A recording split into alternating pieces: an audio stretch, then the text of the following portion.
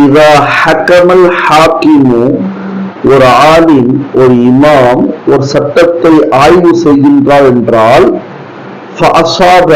ஒருவேளை அந்த ஆய்வு செய்யப்பட்ட சட்டம் சரியாக வரும் என்று சொன்னால், சரியாக இருக்கும் என்று சொன்னால், ஃபலஹு, அந்த உலமாவுக்கு, அந்த இமாமிற்கு, அந்த ஆய்வாளருக்கு, அந்த ஹாக்கிமிற்கு, அந்த காதிக்கு அஜ்ரானி, 2 நன்மைகள் கிடைக்கும்.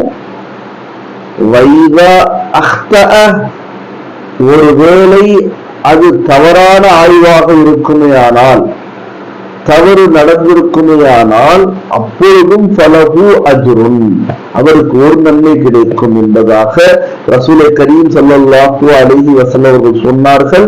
இந்த ஹதீஸ் புகாரியில் இடம்பெற்ற ஹதீஸாக இருக்கிறது. புகாரியுடைய நம்பர் 7352.